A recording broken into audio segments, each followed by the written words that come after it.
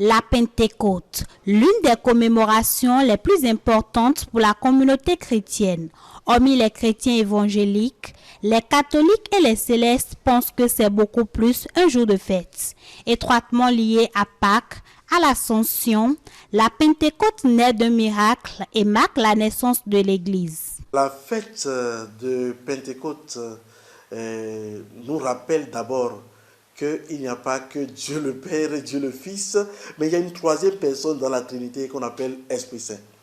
C'est l'Esprit Saint qui nous remplit de la force d'en haut, qui nous remplit de cette puissance intérieure pour que nous puissions aller avec courage, force et détermination pour proclamer que Jésus-Christ est Seigneur, pour annoncer l'évangile à toutes les créatures. La Pentecôte, un jour qui rappelle le rassemblement des apôtres dans la chambre haute appelée Cénacle, un lieu où ils voient apparaître des langues de feu se poser sur eux. Ils reçoivent ainsi le Saint-Esprit comme annoncé par le Christ. Je vais vous dire que dans notre foi chrétienne, nous, c'est une promesse de Dieu.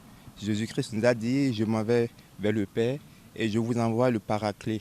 Le Paraclet qui va nous donner la force, qui va nous donner, nous rappeler tout ce que Jésus nous a dit. Et nous entendons avec une grande joie ce Paraclet qui va nous redonner la force de vivre. Recevoir l'Esprit Saint requiert un certain nombre de préalables. Elle se manifeste sous plusieurs formes. Cette manifestation-là est de diverses manières. De même que les dons qu'on reçoit spirituellement n'est pas les mêmes. Dieu donne les dons en fonction de ses ministères qu'il a établis dans l'Église. Donc, l'Esprit descend sur d'autres personnes, les agite. Vous voyez, d'autres ont reçu le don de la vision, de prophétie. Vous voyez, et naturellement, par la force du Saint-Esprit, eux, ils voient ce qui est dans l'ombre, ce qui est caché aux yeux des hommes. Vous voyez, donc d'autres reçoivent donc le don alors de discernement. Ce n'est pas forcément que l'Esprit de Dieu va t'agiter, tu vois, mais naturellement quand tu parles, on sent cet esprit, ce don de discernement en toi. Et quand l'Esprit aussi agite quelqu'un, il y a aussi les esprits démoniaques qui agitent les gens. Donc toi qui as reçu le don de discernement, automatiquement, tu connais déjà quel esprit qui est en train de manifester sur telle personne ou sur l'autre. Vous voyez?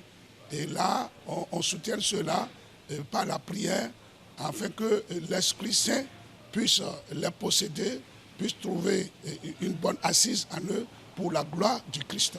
Que pensent alors les fidèles chrétiens de cette fête et comment se préparent-ils? C'est une fête instituée par Dieu lui-même.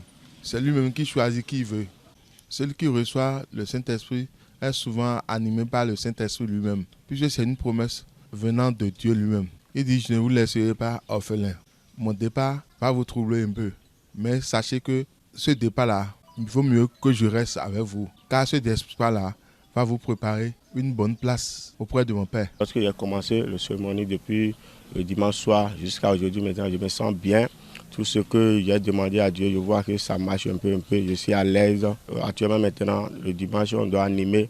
Et si quelqu'un a quelque chose, il va montrer à Dieu pour lui remercier. Si tu as reçu Saint-Esprit, tu vas sentir dans ta vie que tu as reçu quelque chose, dans tes comportements, dans tout quoi. Tu vas sentir que tu as reçu quelque chose. Pendant une semaine, nous prions, nous invoquons l'Éternel Dieu Tout-Puissant à répondre à nos besoins. Depuis le dimanche passé, on a commencé par faire Semaine Sainte. Bon, on invite tous les fidèles de venir, on fait prier la nuit pour se préparer, pour accueillir le Saint-Esprit. Pour les chrétiens, c'est la découverte incroyable d'une force nouvelle, celle de l'Esprit de Dieu, donnée en surabondance au baptême et à la confirmation.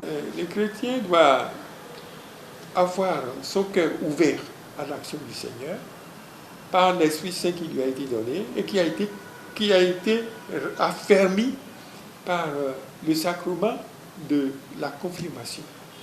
L'Esprit Saint nous est donné à la confirmation, à ce sacrement-là, pour que nous soyons libres dans le Christ et que nous rayonnions notre foi dans l'Église et dans le monde.